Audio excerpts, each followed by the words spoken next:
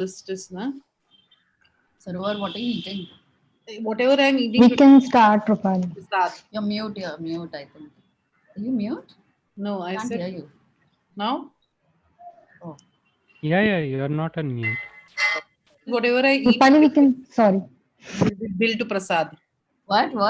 Whatever I eat today will be billed to Prasad. ये मैंने सोचा नहीं था. We are live. Like in curd rice and all doesn't count. You have to eat like hardcore proper food. You have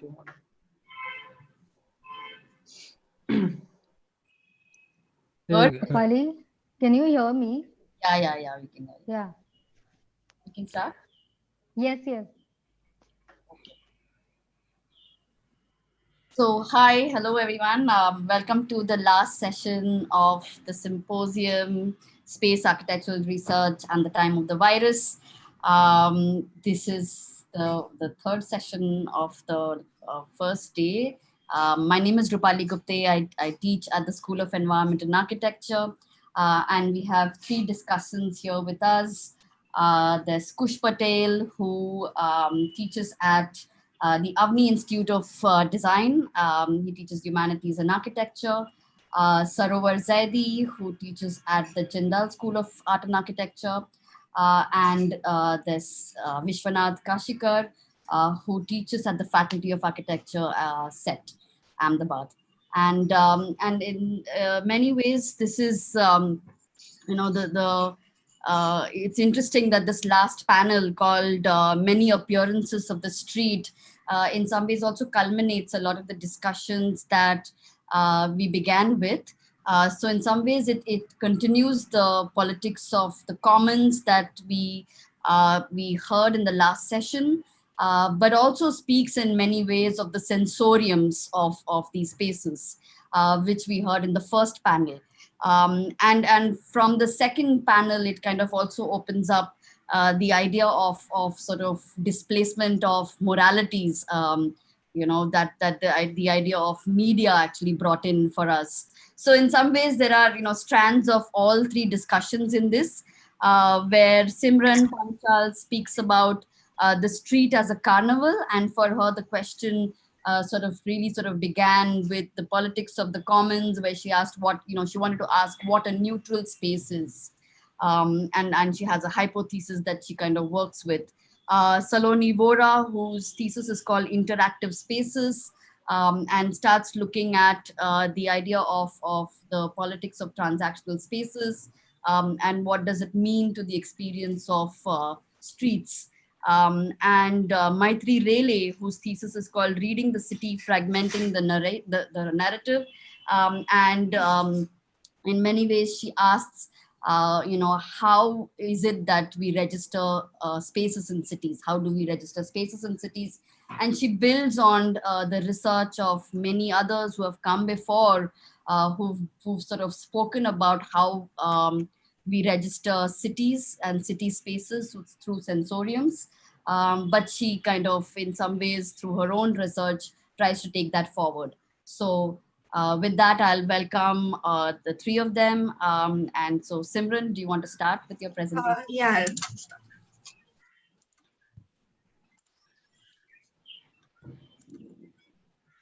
Is my screen visible? Yes.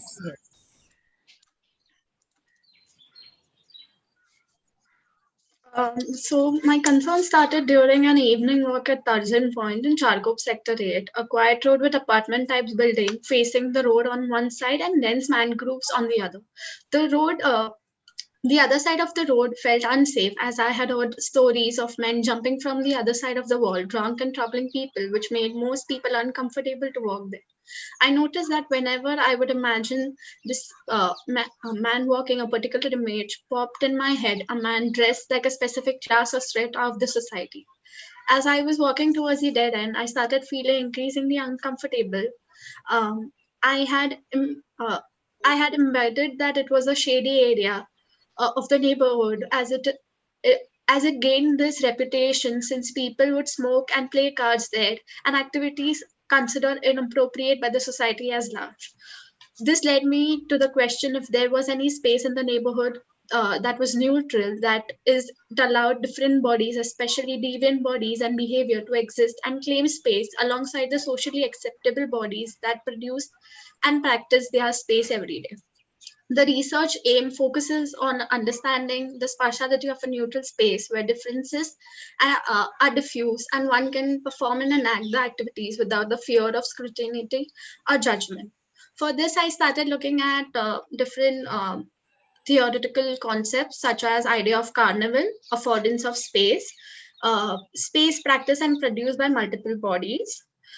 The idea of carnival is such as carnival is such a space that allows multiple bodies to simultaneously inhabit its space. The philosopher Michael Bogdan speaks of the carnival as a space that breaks the idea of hierarchy and allows everyone to escape from the reality without any of few restriction.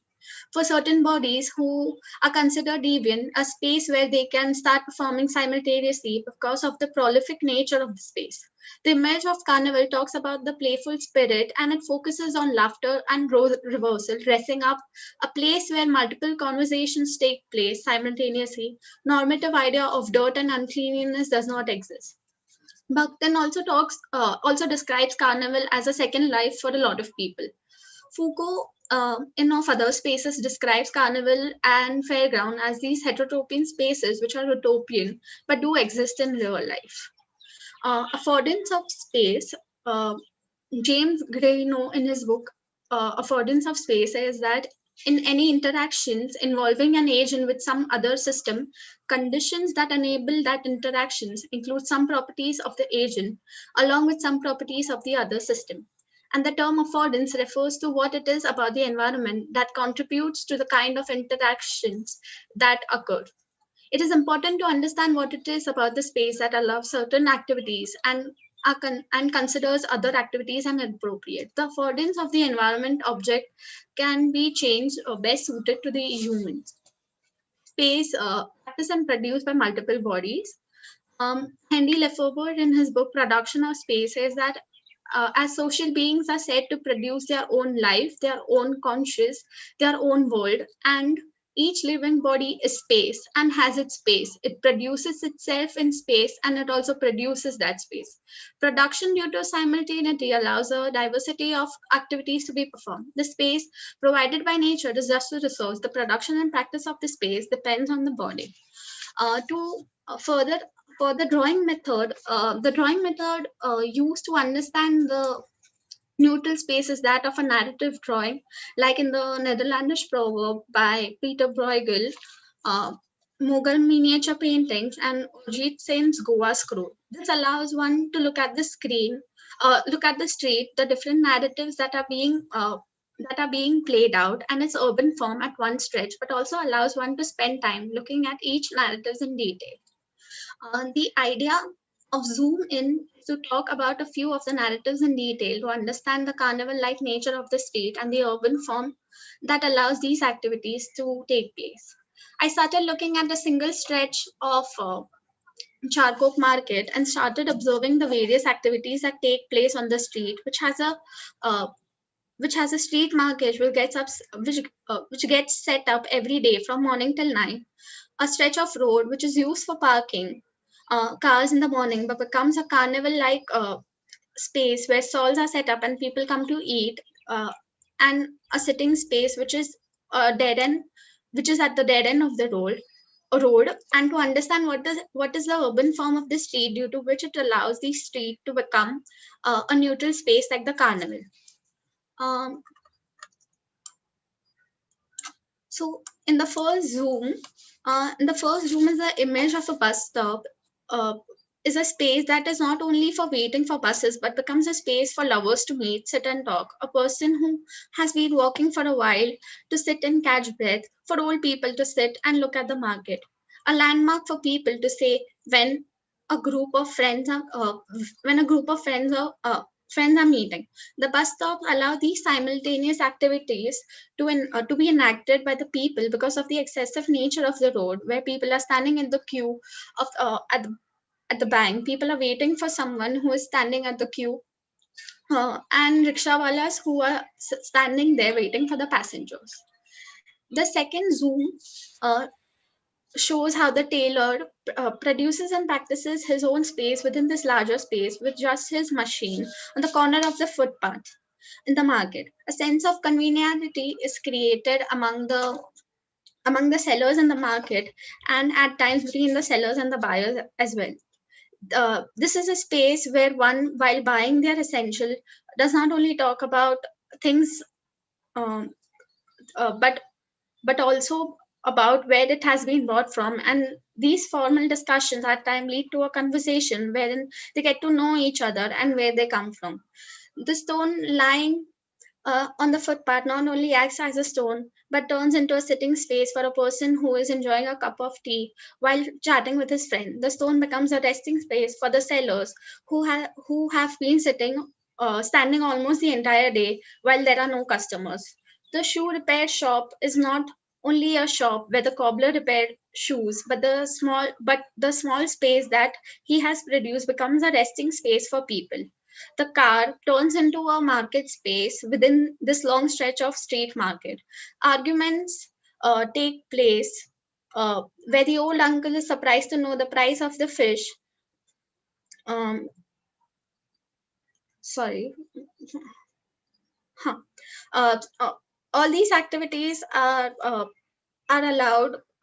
Are all these activities to be enacted without the street allows all these activities to be enacted without anyone judging them, because of the simultaneous nature of the street, as also the plot uh, as also the plot behind the market area has no building and has these blue construction patras which start acting like a new uh, backdrop for these people to enact and perform and practice their activities without the fear of being judged, as there are no residential buildings due to which they are stopped from creating their own space. The third zoom in talks about a group of friends who meet at this location and use few broken seats that are kept on the footpath for the old uncle to just sit and observe the market. The meter work becomes a seating space for the boy who wants to sit and have a smoke while observing the market and the crowd. Uh, the footpath, because of the simultaneous and accessive nature, which allows one to set up uh, shops, sit, allows people to walk, uh, and old objects to lie around, which later can be used for different purposes.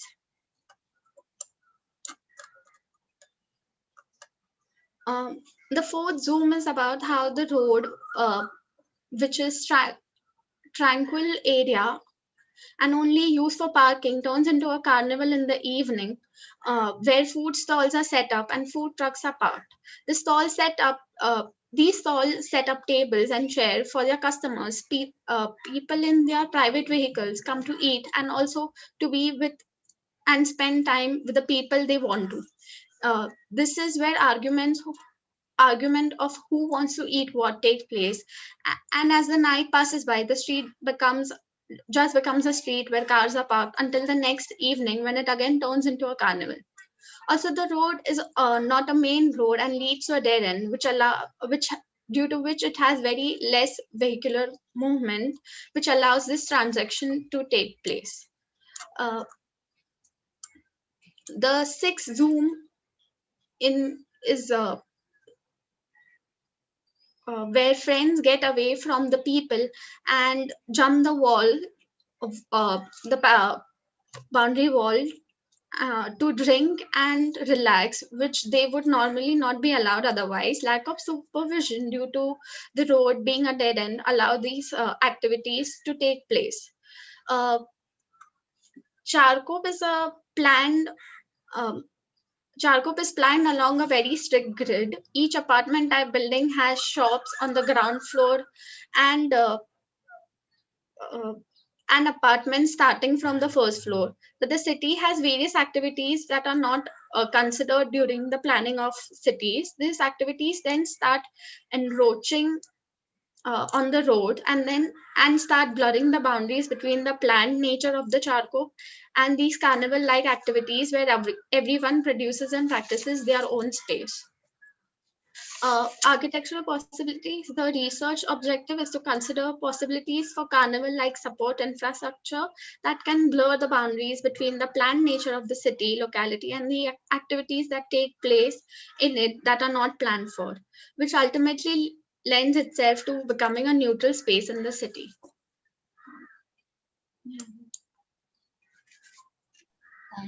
Thanks, Simran. Can I invite Saloni to make her presentation?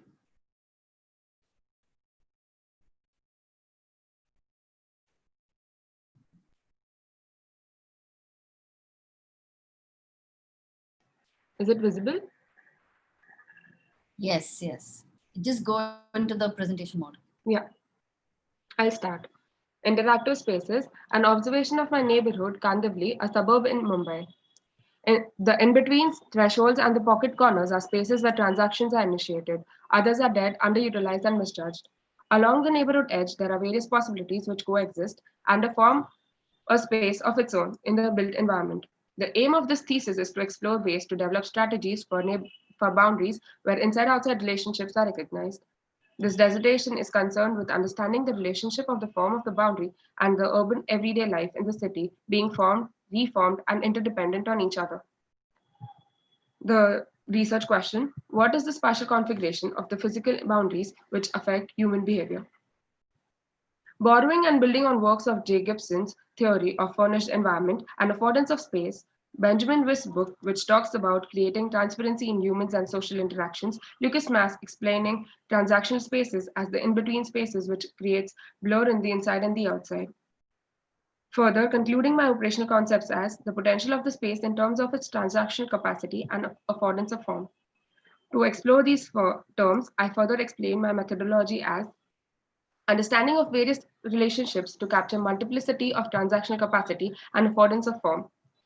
Through quantifying explicit layers, which generates highest and lowest potential hotspots for public and intimate activities as a part of a larger neighborhood, it develops a new lens of perceiving a space by not only its desired spatial configuration, but also distinction for unpredictable consumption and desire.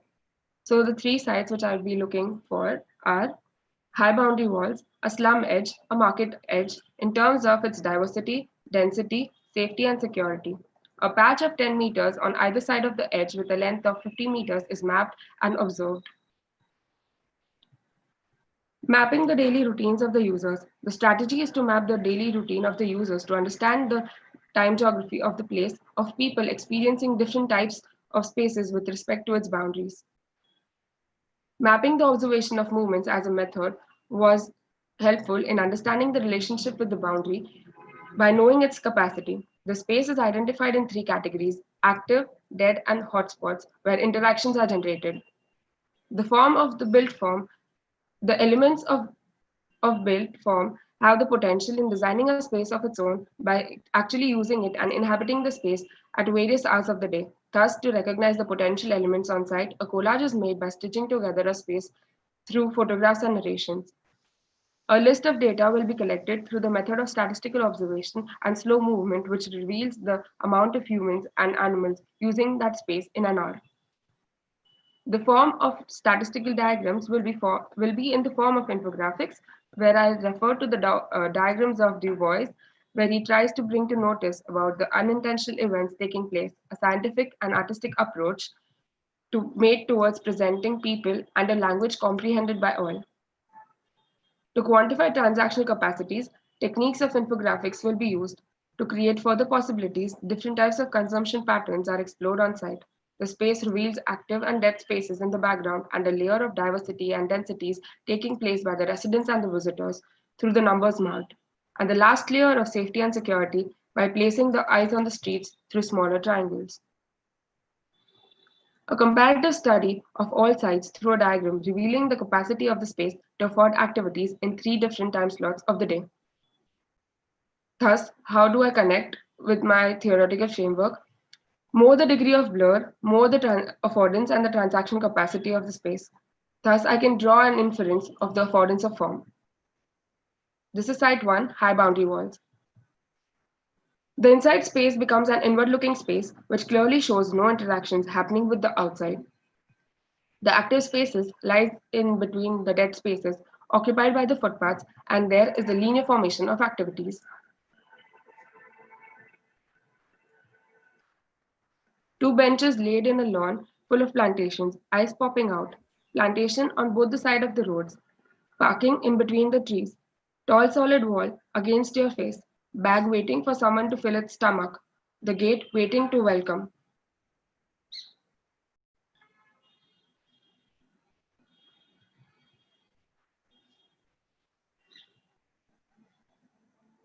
Densifying the diversities. The visitors stand free without interfering with the residents. The eyes are lined up on the walls through new technologies. A clear distinction of space is visible through the element. A comparative study of intensities of the space in 5 categories: low transactional capacity, low affordance of space, formation of a thin boundary wall, low diversity, medium density, high safety. Here, the form restricts interaction to take place. Second side, the slum edge. The curve favors the residents to spill out and blur the boundary to make an extended perimeter of the inside. The active spaces weave into the dead spaces and turn the spaces into a habitable space. This creates hotspots in fragments and in a circular pattern. Workspace under a tree on a footpath, sitting over the wall, cutting vegetables on the steps, shops helping food to flow, ladders used as a watchtower, diameter of the tree for a panchayat setup, 1-foot shop acts as a submerged window, layers of clothes to enter into, shops under tarpaulin form a gossip point, temple spaces used for tuitions, sitting occupied by the elderlies.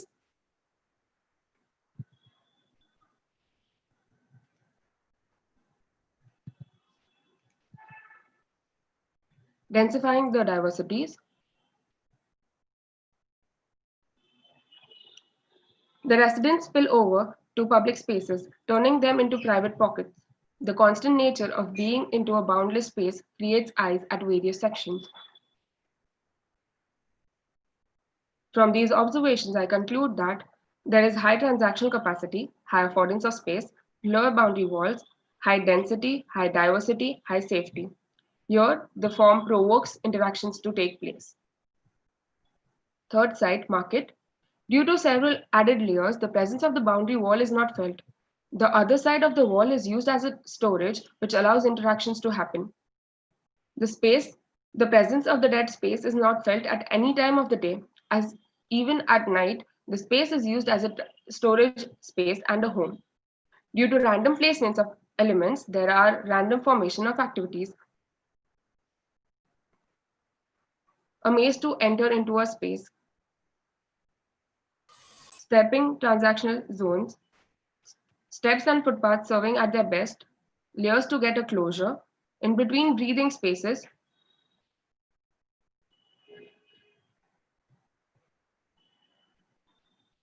Temporal activities act as a moving animal.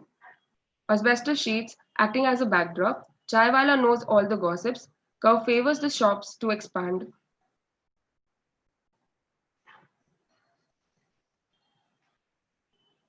Densifying the diversities. In such commercial spaces, the residents draw a line for themselves to get involved. This highly transactional space challenges itself for holding its capacity. Fluctuating number of visitors overpowers the space. Market allows transactions to happen, which calls in for more transactions to happen. Concluding, high transactional capacity, high affordance of space, thick boundary walls, high density, high diversity, high safety. Here, interactions overrules the form. I draw a conclusion that configuration of the form affects the affordance and the transactional capacity of the edge. Transactions are being spatially distantiated through boundaries and new technologies.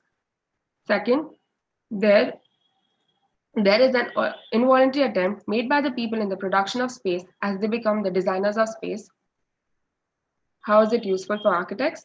The presence of any external element should not affect the experience of the space. Thus, the affordance of space can be defined as a space which already offers opportunities of inhabitation without any modification, which leads to the question of what is the form of architecture which allows porosity. Thank you. Thanks, Aloni. Can I invite Maitri? Yes, yes. Start.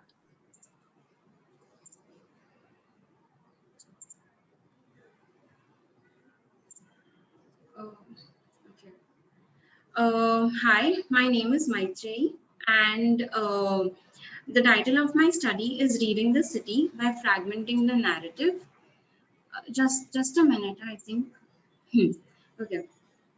Um,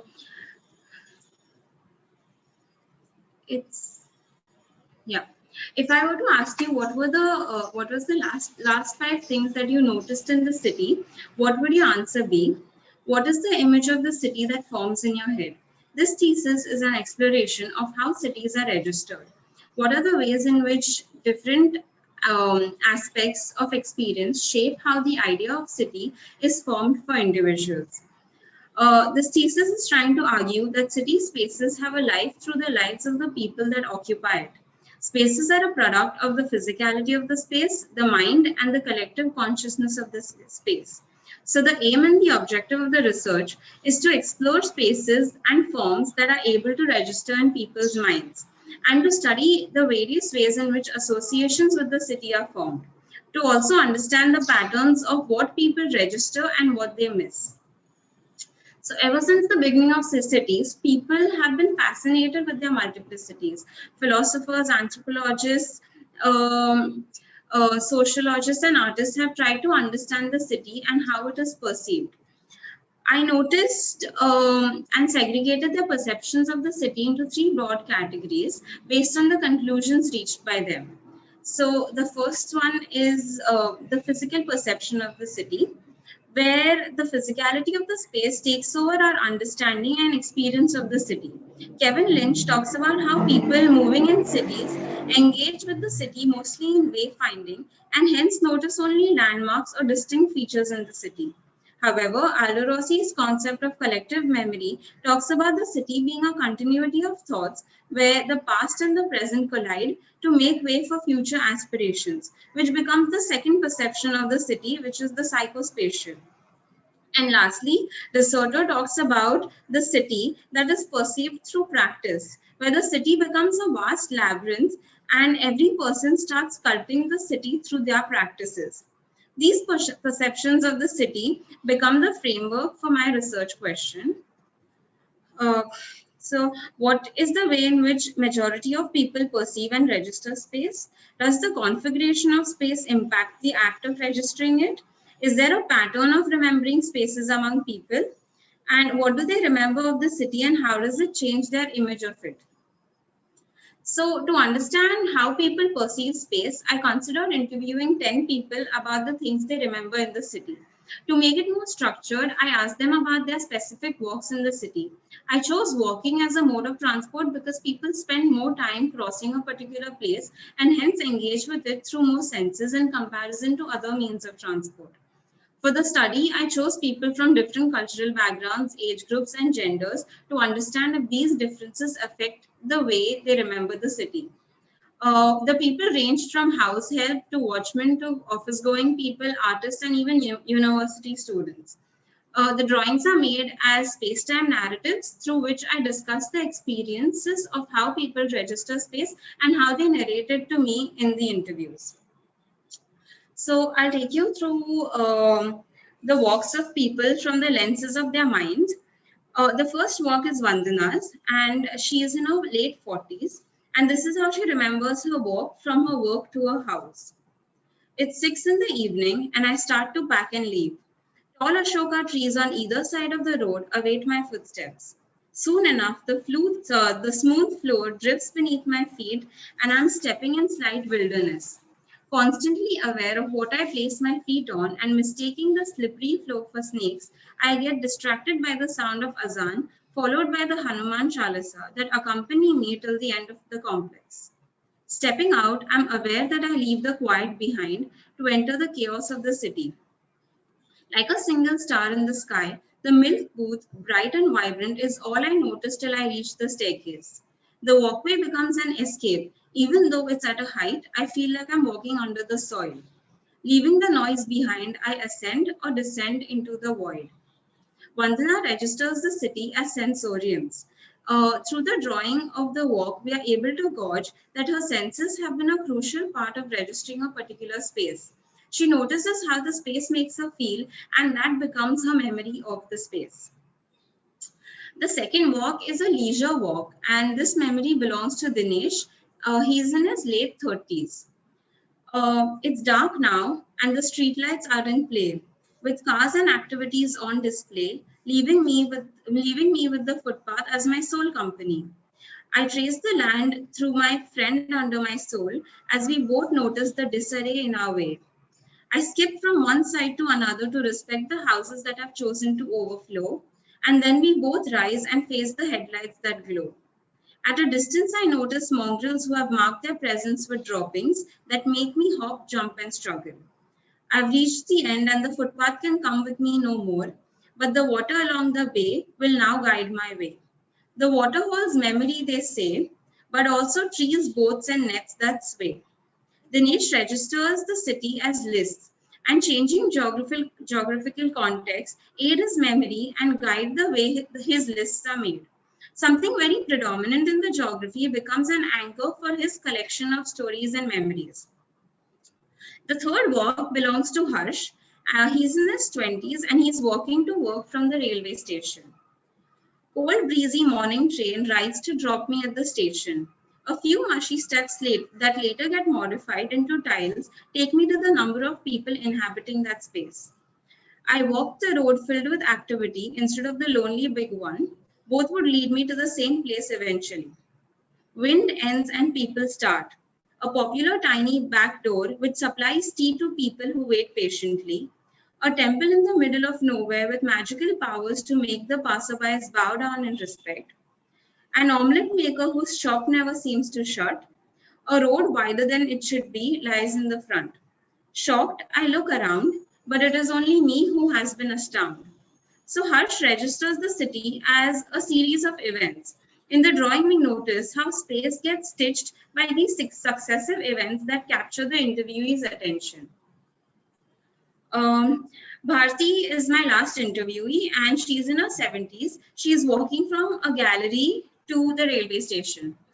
My walk starts from the gallery, but the very first image that pops in my head is of the very last stop, where the road meets the water, which then disapparates into the sky. As I continue to walk down the path, I notice my friend who's selling flowers at her flower shop.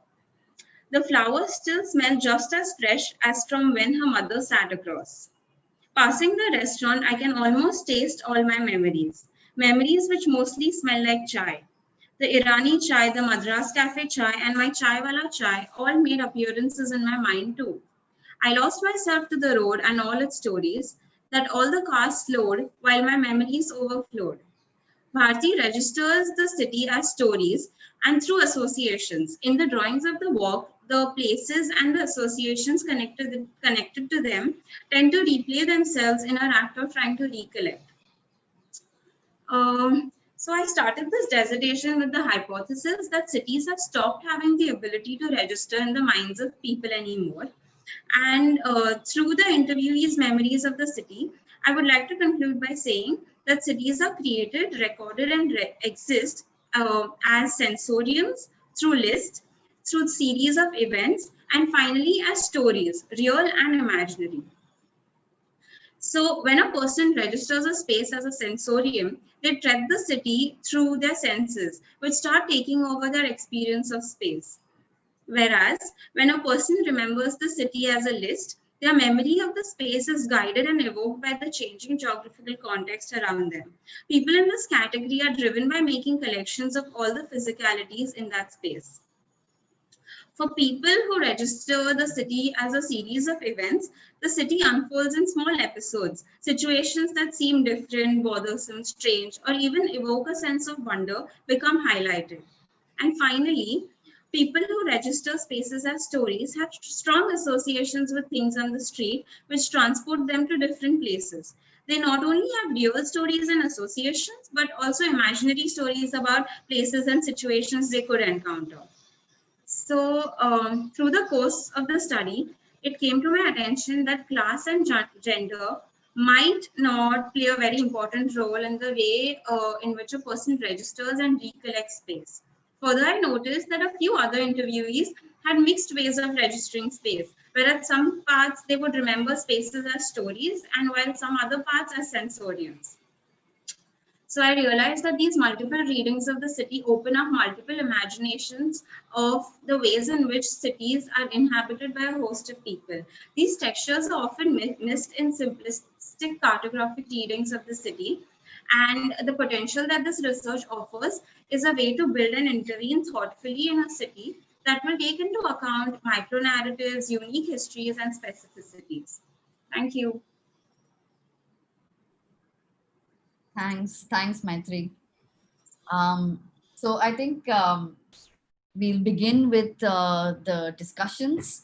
But I just want to kind of, maybe before we begin, point to one more aspect that this panel in some ways brings out, and in some ways speaking about this idea of research methods in architecture, and the question whether drawing methods could start becoming, important to think through as design, research tools. And in some ways, all three presentations kind of try to push the boundaries of cartographic drawings, where Simran kind of tries to work with this idea of the narrative drawing, and it's this long scroll that's where you kind of move through. And actually the physical drawing she's made is, I think, some 10 feet long, so occupying her living room space in the house now. But in some ways kind of thinking of this idea of simultaneity of space through this kind of long scroll that you sort of inhabit and sort of look at multiple stories through. Or Saloni, who kind of looks at the idea of infographics and how is it possible to think of the idea of densities of experiences through infographics. And the third, I think, Maitri, who kind of looks at the idea of spatiotemporal drawings to look at, the ways she would translate her interviewees' responses of how they register cities. So with that, I'd like to open up the discussion, and I'll this time throw it open to whoever wants to start.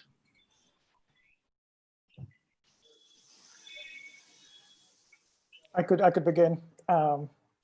Yeah, thanks, Rupali. Thank you, Simran, Saloni, and Maitri. In fact, before I begin, I made a note here that I could request Simran for a copy of her wonderful scroll, and I was picturing it kind of hanging either on my wall or places where it would inspire me to sort of look at the city afresh. So to all three of you, I think your modes of representations were deeply evocative and very compelling. And again, not for the sake of, but very honest to the kinds of inquiries and the questions that each one of you have taken up as a challenge for yourselves.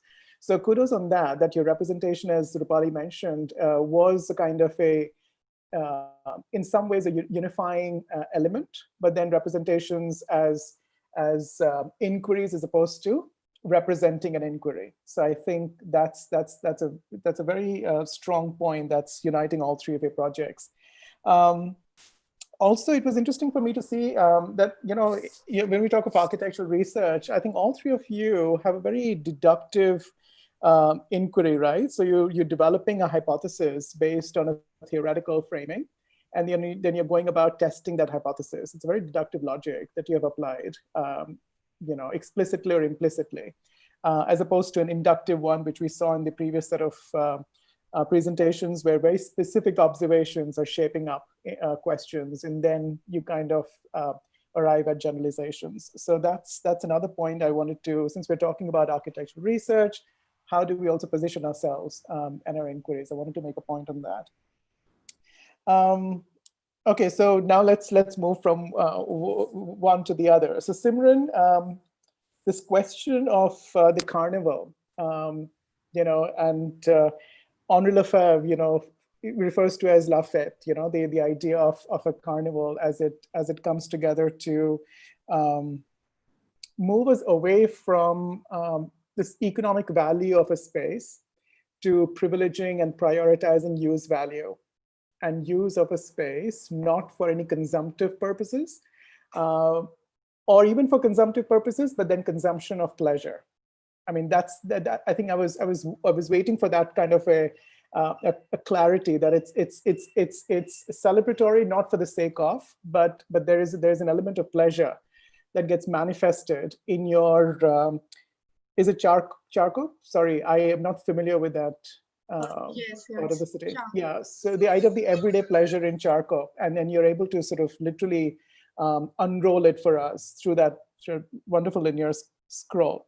But my question to you is that you start with these very political readings of space, and it stands in an antithetical relationship to this idea of neutrality. Because again, if Henri Lefebvre was one of your important frameworks, he famously said, right, that there is politics of space because space is political. And this idea of neutrality kind of is challenged because it moves away from this idea of carnival. So the carnival or la fête is also very political. It's a very political construction because one is trying to claim a place for pleasure of the body, of the self, of the collective, of the community in a city. So I would encourage you that when you conclude, try to sort of conclude even by challenging some of the assumptions about neutrality that you start with, as a way to then sort of say that, but even what the carnival allows you to do is to rethink neutral and move towards the possible. Rethink neutral and move towards the pleasurable. Rethink neutral and move towards performative dimensions of space. And that really opens up a palette, a kind of an imagination for architecture to locate itself and relocate itself. Also, because I think at the beginning you started with your understanding of neutral, and thanks for sharing a very personal experience of where you felt either unsafe or you were sort of looking for spaces where you could just be, right? And you could just be without having to feel as if you have to either perform or be in the company of someone else. So this idea of a space that you're calling neutral, which is without scrutiny and judgment, and without what I would extend to anticipated or actual violence. If that is a positioning, return to that. Because then you're able to then criticize any invitation to a space becoming neutral. And this is where I want to also say that in your wonderful scroll, all of the zoom ins that you allowed us to pause and be with, they were all incidents or activities that either had a purpose or had a sense of ownership that was cis male, and instances of, whether it's, loitering, whether it's just being, because you started with that. Could I just be in a space where I don't have to manufacture purpose? Could I just be in a place where I don't have to feel unsafe?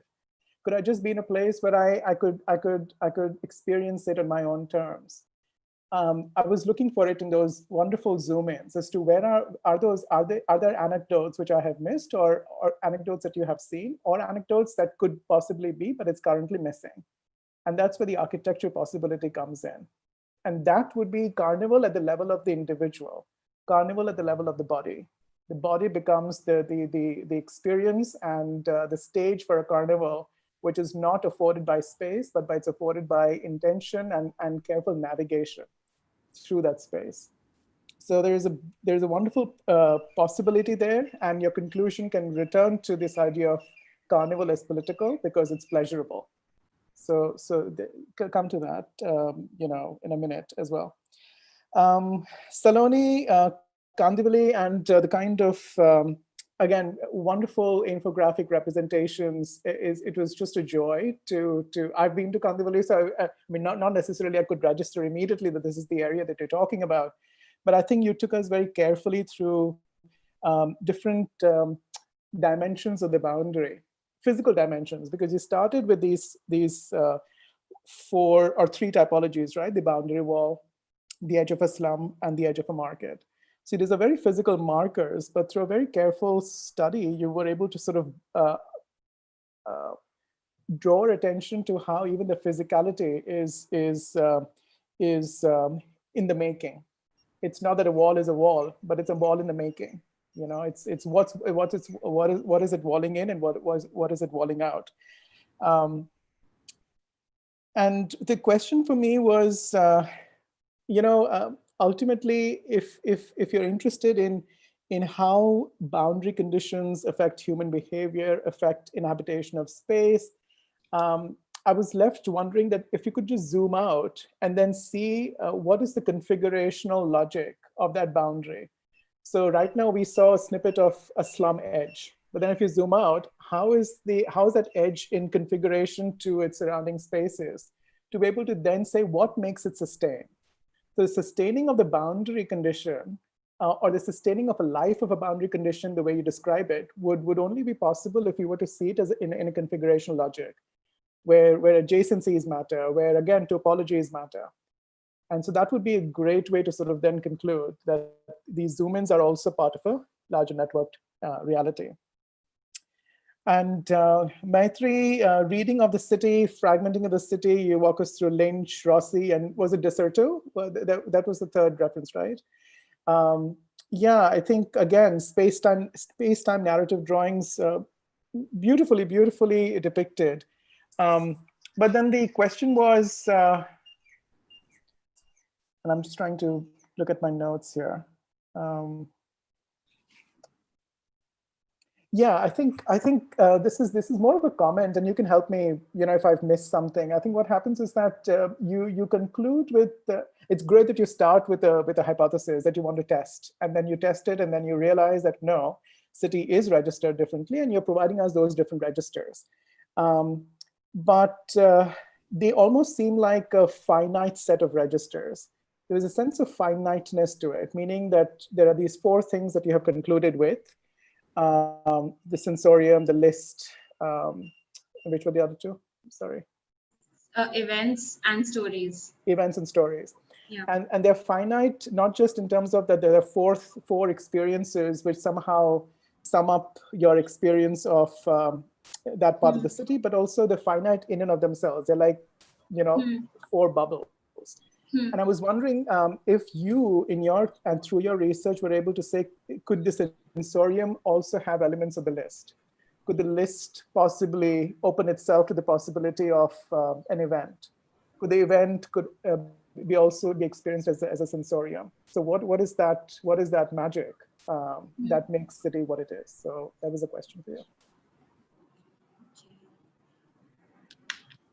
Vishwanath, you want to go or should I? I mean, I think Kush has covered everything that we need to actually say. But yeah, just a few points, I think that contradiction that comes out, so this idea that Simran that you used, I think they were really interesting presentations, by the way, firstly, and they were very, very stimulating visually and also in the detail, and the ways that you guys drew out certain things was really, really magnanimous. So, but what I think for Simran, I think the question is this question that is the street actually neutral? Is there any place which is neutral? And then is the carnival an ascribed category, or is it an imagined category? So, so somewhere I think I understood your intention of thinking the street as neutral because it includes different kinds of people, but everybody navigates the street with their own locations. There's a book by China Mieville called The City in the City, which would be interesting. It's a fiction, it's a science fiction, crime fiction, futuristic book, which is looking at the idea of two cities existing in simultaneous space. And there is this concept he discusses called unlooking. The fact that the rich and the poor, people from different parts of will unlook each other. I mean, you can read many things into his concepts because it's a fiction book. So how, or looking in the case of women, or even, you know, trans people in different parts of the city. So how, so do people stare at things? Do you, so where, so then how do we think of, from neutrality to the carnival? And I think the carnival idea that you've used is very interesting in itself, to think of a place where so many things can exist in itself, but of course it is not devoid of judgment. It's not the Bakhtinian carnival. There are rules. And of course, I'm going to bring up the title of this seminar, which is In the Time of the Virus, which is look at the way the space, the public space changes. You know, there is the idea of bheed, pushing, crowd, is completely different now, of the market. I mean, the Delhi government opened malls, it opened cinema halls, but it didn't open the Hafta Bazaars, which are the weekly markets, right? And so there is this idea that, people in going to malls and, in orbit malls or whatever movie halls are more following order of sitting in alternative seating or crowding or whatever, than people going to Hafta Bazaars, right? So what does the virus then do to public market space? And I mean, I think you'll have to bear the teeth of your idea on neutrality and go into it through something like this too, if you have the time. For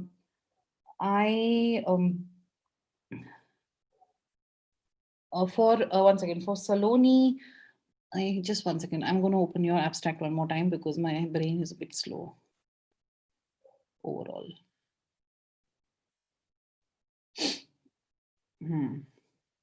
Saloni,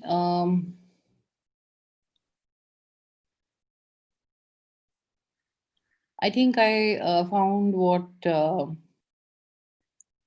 Kush was speaking about. This is something that I find interesting on the locations of the rupture spaces. When something meets the other. I mean, that'll be interesting for you to explore. And for Maitreya, I really liked your drawings and your stories. Really interesting work. And there is this thing you mentioned that you don't want to, I think you said something to the effect that there is a list, a city as a list, right? A city as a list, city as events. And what was the third one? City as a series of events and stories. Stories, okay. And sensoriums. Sensoriums, yeah. I think all of this is a list. Get it? Event is a list. So instead of making the list as a separate list, you make a list which is more, the example that I always give is the Chinese encyclopedia that Foucault mentions in The Order of Things, which is about taxonomies and lists. And I mean, it's just the first chapter. Architecture students can totally read it. One second. And it's an idea of rethinking the list. And I think you've done it. I think you've rethought the list, but you made them 3 separate lists. So make the bridges, and I think what happens is, what is very interesting is in your case that your drawings are holding all the lists together, while your that PowerPoint thing or the textual is separating them out. So that is interesting. And there is this one point you mentioned about class and gender not being part of the street. Can I respond right now? Okay, class and gender to matlab I know. I know. So the thing is, even I was very uncomfortable even like noticing this, but none of my interviewees felt differently based on their class or gender. And even like, at first I even asked them a little about it, like, ki acha, so if this is happening right now, would you, like, if this space is a particular way, would you feel uncomfortable or did you feel anything? And they either didn't notice my question or they shrugged it off, but nobody so I don't think, like, maybe in the moment they must have felt that, but in the act of trying to recollect the space, I don't think it sort of came up. I don't know, maybe it was just my set of people, maybe somebody with a different story, different life, maybe for them it must have been different, but at least from the 10 people I spoke to, this didn't come up. And even I found it weird, but this is what I found. So just as a little anthropological gyan on this thing, which is related to the fact that like I teach a course on fieldwork and stuff, and I always teach it between 3 locations. One is structures, idea of power. The other is hermeneutics, which is experience, and the third is semiotics, which is symbols, right? But the other thing that I always teach, so of course you have to understand the street in its experience through relationships of power and structure, which may or may not be articulated by those who are experiencing them sometimes. Also, sometimes what happens is when you ask a question directly to someone, that have you experienced this, it won't answer. Or the other thing that I always say that happens in anthropology is that people tell you something and then sometimes do something else, or have experienced something else. Okay, so there is this so the idea of the narrative or is also something that in a sense you have to triangulate in your formation of knowledge that you are putting forward. And I think there is something that you move towards, but to then see, like right now you responded immediately because you felt that this is counterintuitive to what they were saying. Like I used to work in Bombay a lot, and I used to ask a lot of people, do you go to shrines? And they'll be like, nahi, nahi, hum nahi jate hai, we don't believe in all these things. But if I met them again, and I would probably meet them at the shrine. Okay, so this is the other things. People tell you something and they do something. So, and don't try and figure out the nature of truth. वो तो कोई scene नहीं है. कोई आप झूठ सच नहीं बोलता है, ना ही आप सच बोलते हैं एक्चुअली. ट्रूथ कुछ होता नहीं. Sorry, I am like very post truth and all right now. May be tomorrow I will be more truth. तो वो तो आप छोड़ दो वो गाड़ी. But because you speculated on this, it of course it hit you. How is this possible? Navigating, how women navigate even when you have to catch the train at the station, like you literally permeate through this wall of men, man. It's like this country is just full of men everywhere. Everywhere, like in fact in the other thing that I have seen in the post lockdown world is there like junds of men suddenly everywhere because they're like dying to get out, and they've created these new spaces to hang out. At least in Delhi this is happening. You suddenly see like one panwala who used to have like 2 people hanging out has like now 20 boys hanging, because they're just like, so this thing, of course the public sphere is, and the street is not devoid of class, gender, and there are codes that go on between people. There are ways of navigating through those codes also. But yeah, really great work, all three of you. Really, really interesting. I think amazing drawings and super. So is he going to do an exhibition of this? Okay, over to. Thanks, Vishwanath. Yeah. Well, I have two very different sets of comments and questions. One is related to the drawing, and one is related to the street and the idea of the city. Um, so I think, like everyone has already said, very sort of evocative and provocative drawings. And I would like to touch upon the making of the drawing itself, as to how do you draw and what is the process of drawing. And in that sense, how are you drawing the city or drawing from the city, or are you drawing in order to analyze the city?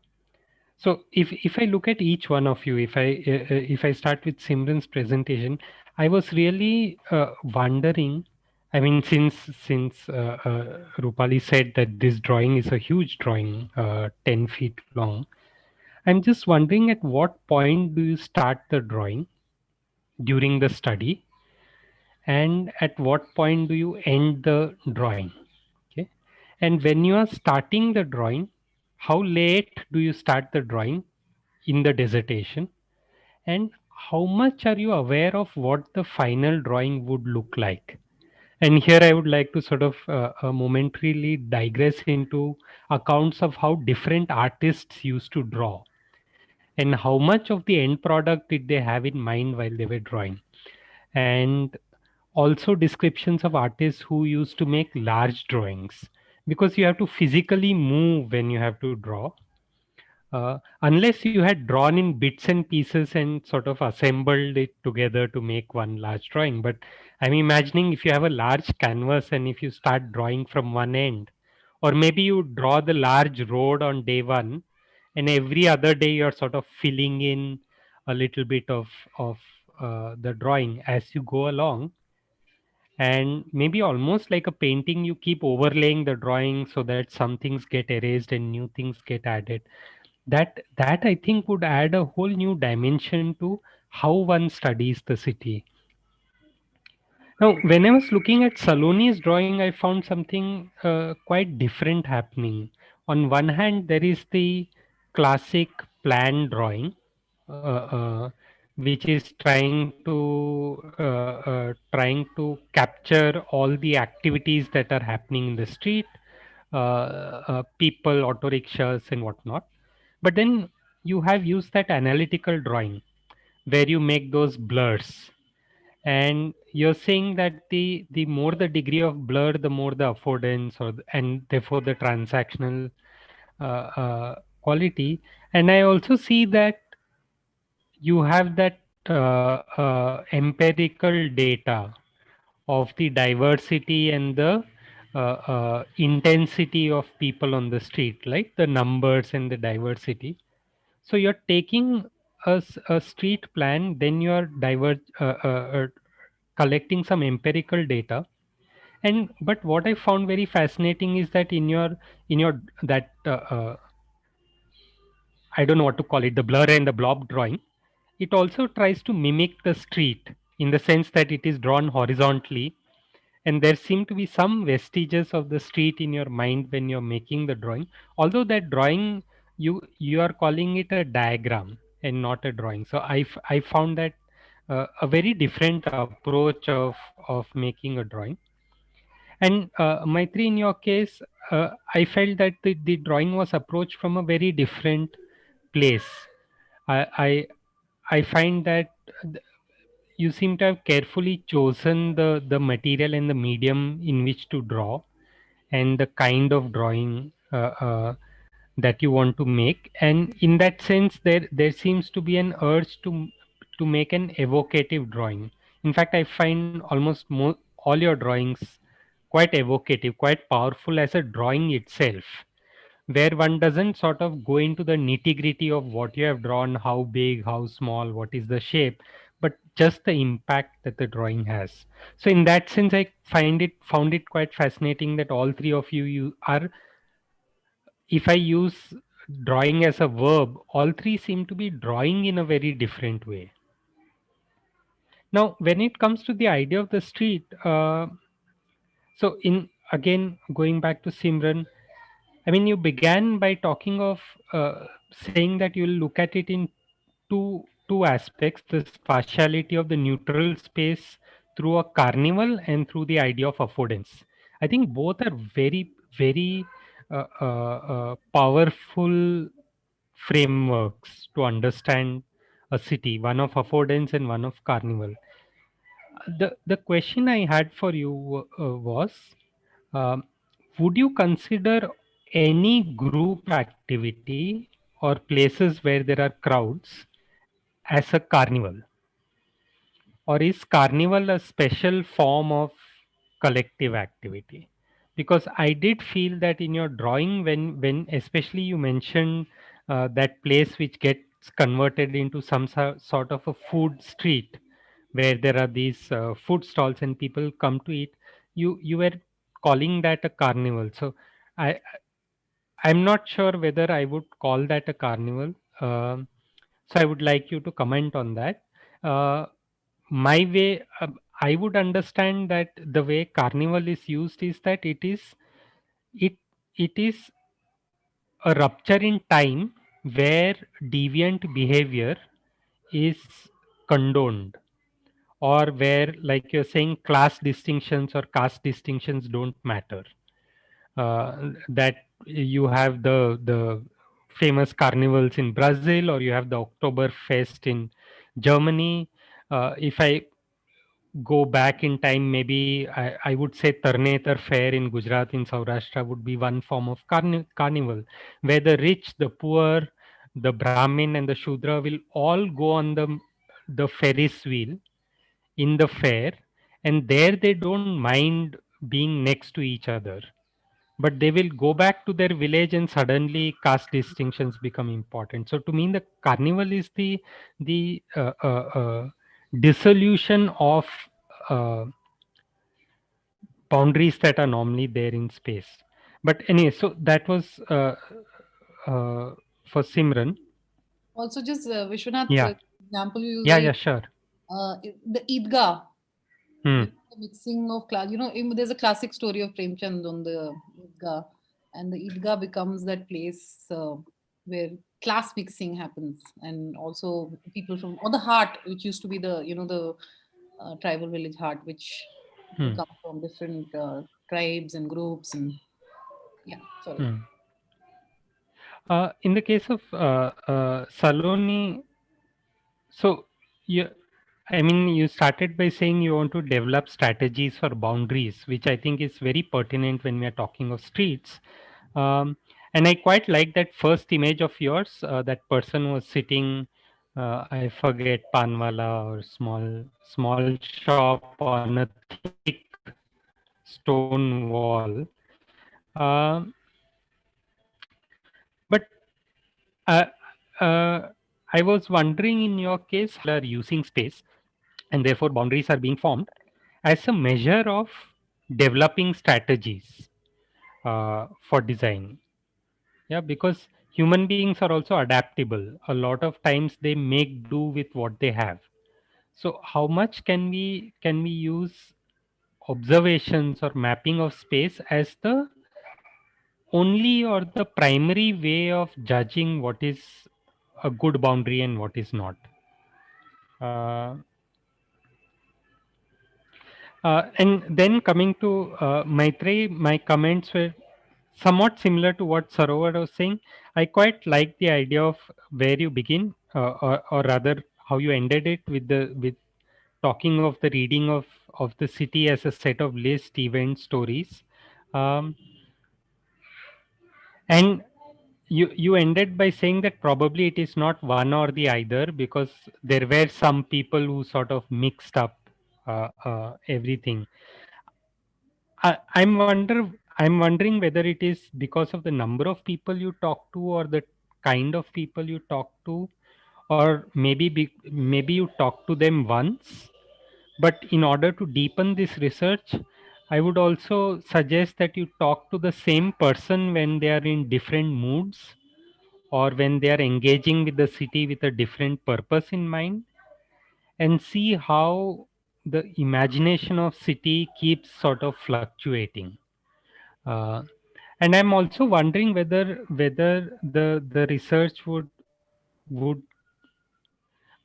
become more richer if you were to ask people who are living in different cities, in order to see if there is some sort of a collective imagination of a city, in parts, if not in whole.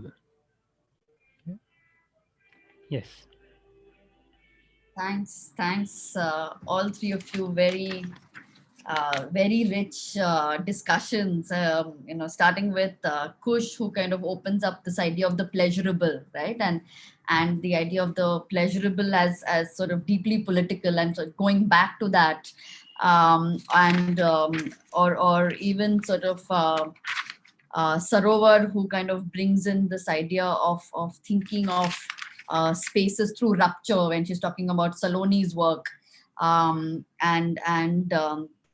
in some ways Vishwanath, who also I think and all three in some ways bring in this idea of drawing as a method. And I think what is interesting is that drawing is not just sort of representation, but it's also kind of drawing out, right? Drawing from as a method. So in that sense, the question of how you draw, at what point do you draw, or how many people you speak to, and at what point do you start drawing material, or even sort of what Kush mentions, this idea of the pleasurable.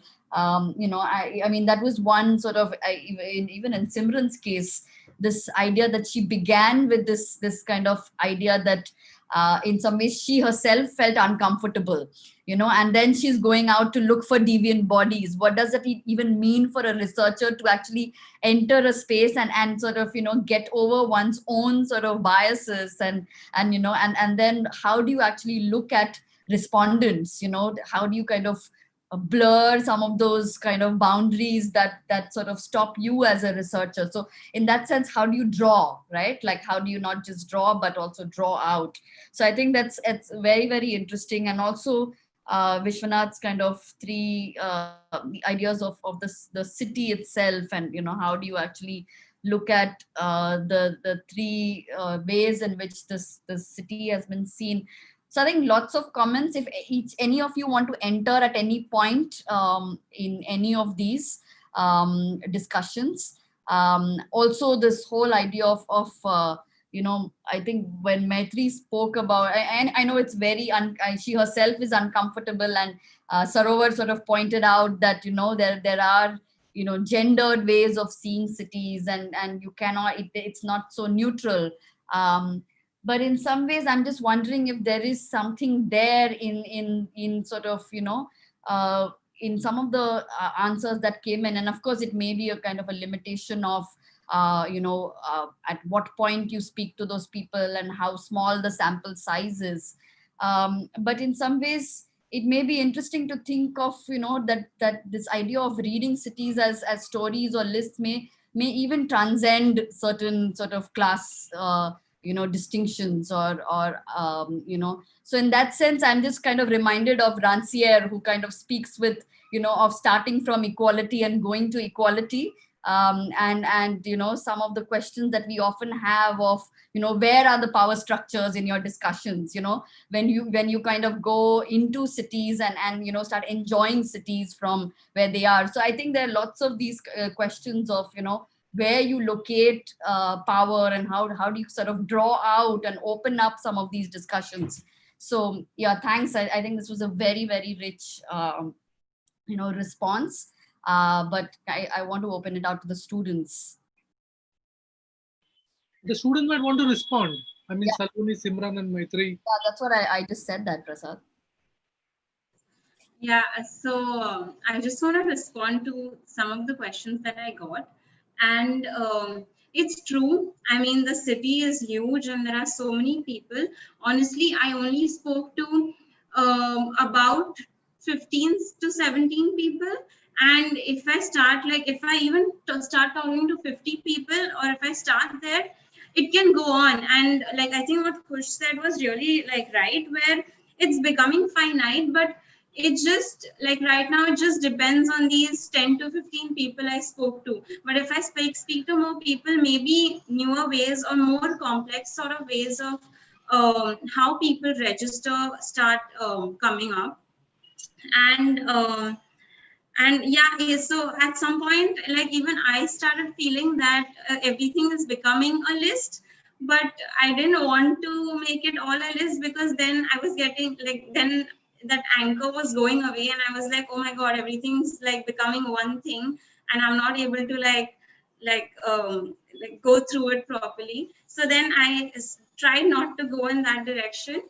And also about how I drew. The drawing actually came at a very later stage. I wanted it, so I was drawing constantly, but the drawings were much different. They were hand drawn, and that was just me putting things together. Okay, like this is what he saw, this is how he felt, and also trying to bring in those emotions. So for sensoriums, especially, getting in those emotions in the drawings was a little difficult, because they felt things, and I didn't exactly know how to show a feeling. So that took some time to, so then I looked at lots of textures and lots of other means through which I could pull this together. So but the drawings came at a later stage, like the final ones at least, like they happened in the last 2 weeks. But there were many other things that were happening during. So yeah, that's all. Very sorry, Maitri, it's a very interesting point you mentioned about how do you draw emotions. In fact, I remember when I used to teach at SPA Delhi, I used to make architecture students draw or make models of non-spatial ideas. So like, how would you draw loneliness or existentialism, or how would you make a small model of it? So it's actually very difficult to, you know, when what you were saying, that you felt unnerved to make when the list was spilling over, right? Yeah. We're always constantly trying to pull it into a frame. Yeah. So yeah, I mean, for the rest of it, there is poetics. I would like to answer what Vishwanath Kashi was telling about how mapping and observing is not just a thing about drawing a conclusion to any space. So like it's my neighborhood, and I'm been like living since like 22 years over here, and I know that space, how it is and how it was. Like over times the space has changed a lot, but like walking on a slum edge, like I was very conscious, like इधर नहीं चल सकते, I need to look at 10 different things, like आजू बाजू देखना पड़ेगा, is there anything like which will come and which will harm me or something like that. But the fact was there are so many things happening out there which was a safety purpose in itself, which I was not able to realize within myself. And I used to feel that walking on a clean edge was more proper and clean to walk at. So the entire process was like a realization of how things matter and how things shape your thinking towards something. So it was like a realization, a process. So now if I walk at that edge, I know that I don't need to be conscious. There are things which will like support or help me to fight some things. So it was that too. And drawings, I had no idea that I would be reaching up to this stage, because I was doing something else in the start, and it was a long process of going back and coming back onto the old drawings and overlaying with different methods and different combinations. So yeah. Just let Simran speak, and then maybe Prasad can. The process that for the drawing that was there, that the end was decided, like what is the end of the drawing, that kind of that is from where the drawing started, because the dead end was from where my own personal experience started. So that is how I went. And so yes, the road kind of came into the picture first, and then these activities. So what I've done is, so it's not a there are parts that I have taken out. So I wanted to say this three different things that were happening. One is this street market, which is there, which is this which used to be very you know, where there were a lot of people used to come and set up their space, which actually still is happening.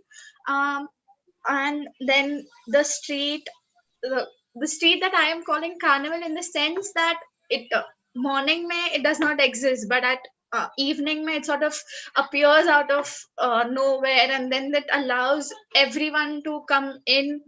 And it is the same road which is morning may felt very unsafe, and you have this notion that, oh, should I walk here, or I shouldn't.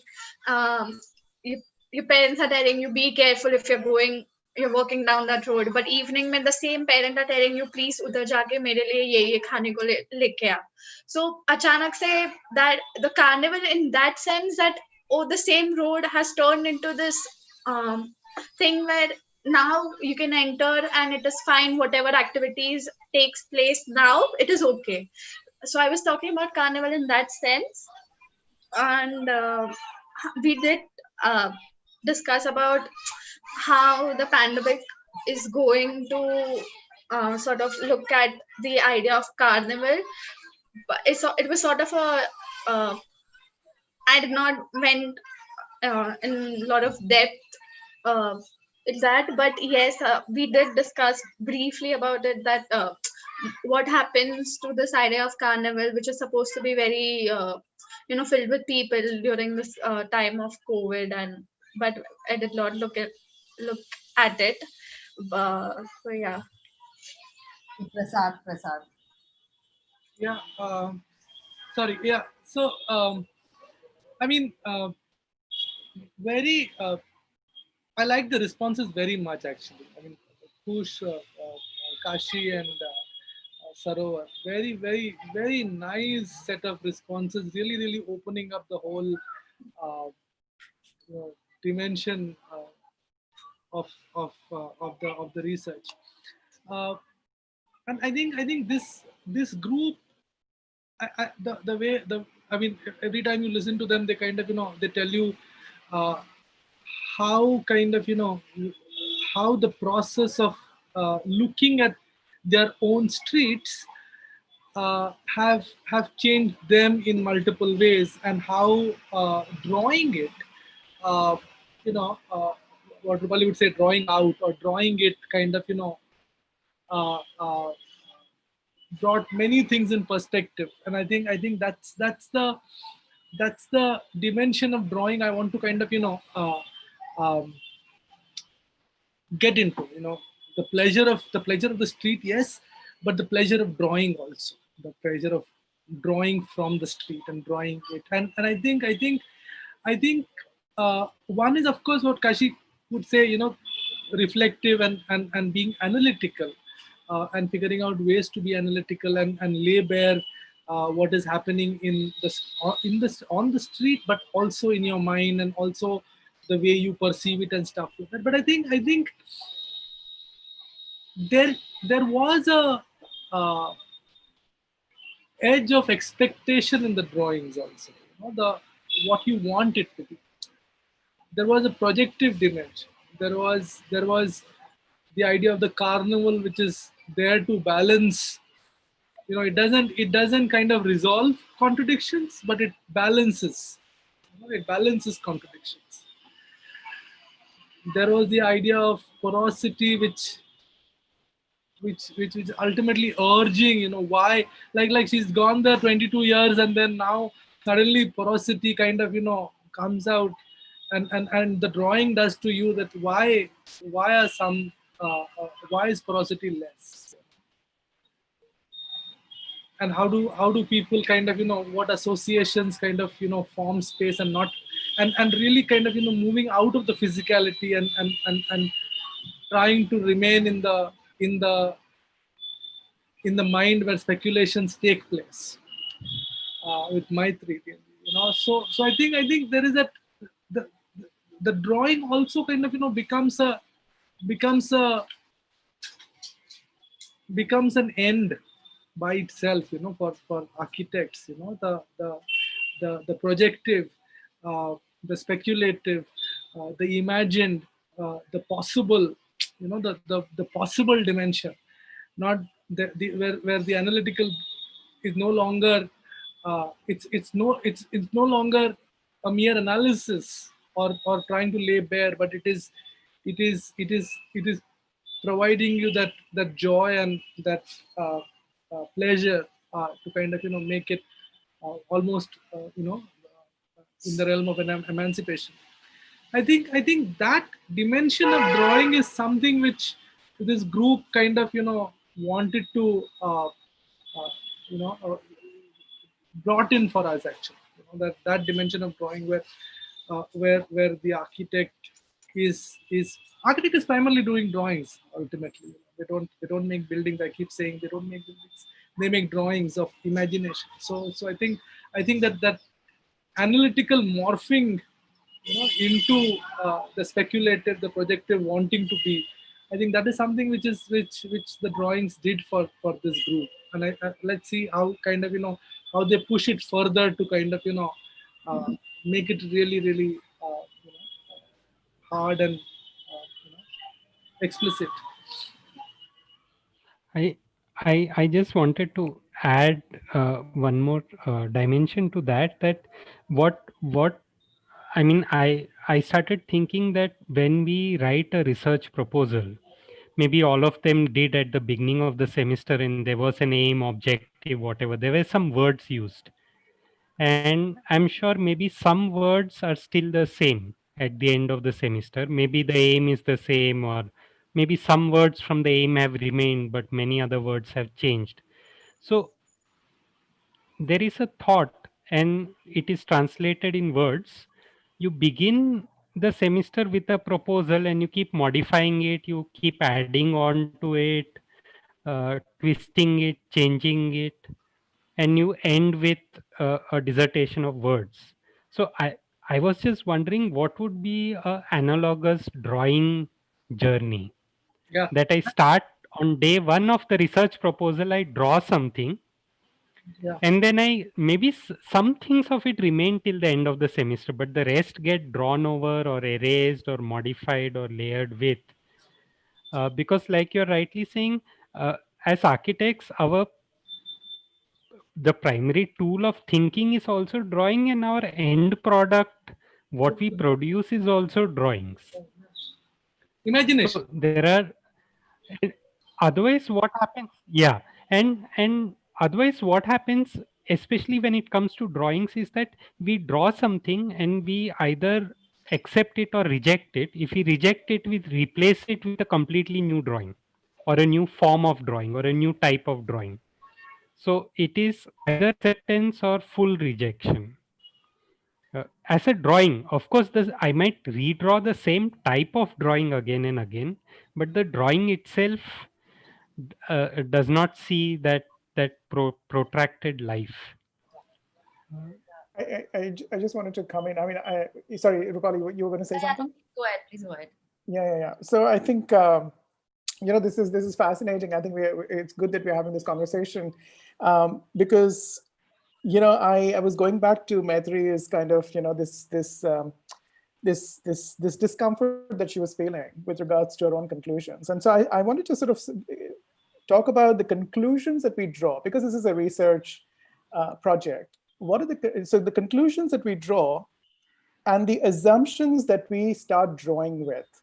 So there are two things, right? So Maitri, here's an opportunity for I mean, again, all of us to then say, when you said that you were able to interview however many dozen people or 15 people, and they did not necessarily feel the kind of angst that you felt along class and gender lines. But that was not the point, right? Because that would be proving your point as opposed to doing research. So what the research would allow you to do is to then conclude with the normative construction of the city. The very heteropatriarchal, the very casteist, the very heteronormative construction of the city in which we all find ourselves. So if these experiences are not being registered through the process of interview, that is where your architectural conclusions could come in and say, but that's the normative construction of the city where we find ourselves completely complicit in its everyday life, enough to not register the difference with which we might want to live, or the differences that we have suppressed within ourselves, and the kinds of differences that we suppress in a collective. Hence the emancipatory potential, which is again non-achieved and is in the process of being achieved. So I think here is an opportunity for us to then, and I'm connecting this to Simran's idea of deviance, because he started with the idea of deviance. And that is the assumption that we start drawing with, that there is something called deviance. There are bodies that are deviant. As a queer person myself, I am a deviant no matter where I go. Deviant as defined by legal regulations, deviance as defined by the law, deviance as defined by social norms. And it's there's a potential there to really challenge that. Again, what are the assumptions around deviance that you start with? So if pride parades at one point in time were the carnivals for the queer community, now have been co-opted by capitalist infrastructures. And so even the carnival, which allows for liberation, and carnival, which allows for a kind of an imagination, is not able to completely protect itself against the normative capitalist neoliberal logics of surveillance and bodily behavior. So I think we all, I think we need to, so since this is a project which allows one to sort of draw oneself away from our own conclusions, let us think of city in its not just in its typological sense, but the ideas that we assume about the city and the kinds of normative constructions that we continue to reproduce through architecture. And this also brings me to this point about that not everything, I think I might be perhaps the only voice here where it says it's okay if architects are not producing drawings. I mean, not everything has to have a drawing as a kind of a representation. Could there be a song? Could there be a poem? Could there be something that really embodies the kind of politics of space that you want to draw attention to as a way to then supplement and complement your drawing to move towards a change in policy, change in discourse, change in the way we make a line, change in the way we make a wall, change in the way we relate to each other. So I think the architectural imagination needs to be much more broader, that the drawing itself will not solve that issue or a problem, but then how do you supplement it with other forms of expression that are deeply embodying the kinds of politics and difficulties that we find ourselves living with. So. You'll see many experiments with drawing, and when we say drawings, we mean a broader set of things.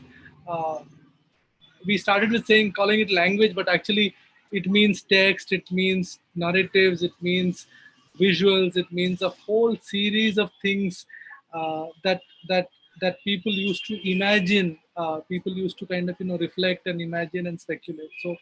So you'll see many more variants of what we call drawings. Actually, we've kind of we've kind of shifted gears and we've moved into that direction actually already. Which draws me to see, speaking of the metaphor of draw, which draws me to see every time I come here. So yes, thanks.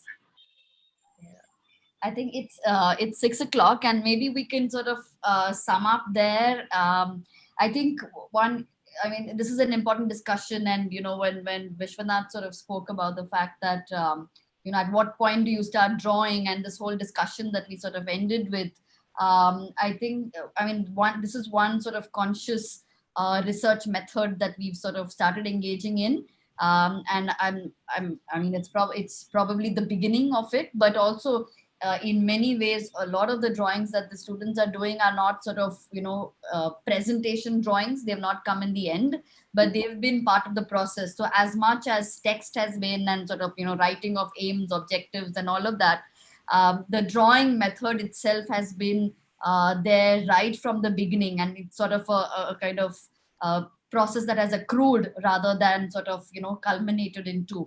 So, and I think this is something that we are very conscious about bringing into a discussion.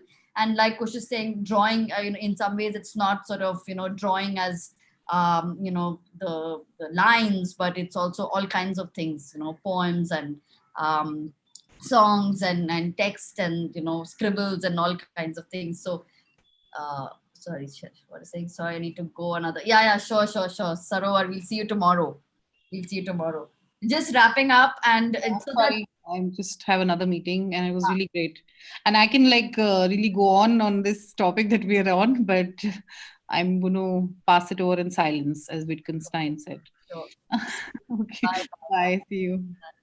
So yeah, I think that's what we want to sort of, and it might be nice to kind of, in some ways, as an extended group to think through, because we're all in the process of thinking of our own pedagogical processes in the various institutes that we represent and come from, and it might be sort of worthwhile maybe in the end to also come back to this question of methodology, and how do you actually think of drawing as sort of methods of rethinking. And just to kind of end with this question that, the drawing is not only an analytical tool, but also a projective tool. So in some ways, the kind of, design process is already embedded in there. You can, in some ways, you could also end with this as a kind of design process, and not kind of look at this as something that is towards something else. So in that sense, how do you kind of think of, the various roles that architects play and engage in, because in some ways it's this process of imagining spaces that we are in. So also to kind of think of the architectural research as not a means to an end, but in some ways also a process of sort of, imagining new ways of living and thinking, and in some ways, reclaiming a larger space of architecture, which I always say that in some ways, architecture otherwise gets, narrowed down to a vocation, but there's a kind of much larger space that architecture, engages in, and in some ways it's important to reclaim all that space. And so I think a lot of these methods are already sort of pointing to that. So with that, I'd like to end, and I think we can continue tomorrow, and we have 3 more days of rich discussions to come. Thank you. And thank you all 3 of you for this. See you tomorrow. Bye. Thank you. The carnival continues. See you tomorrow.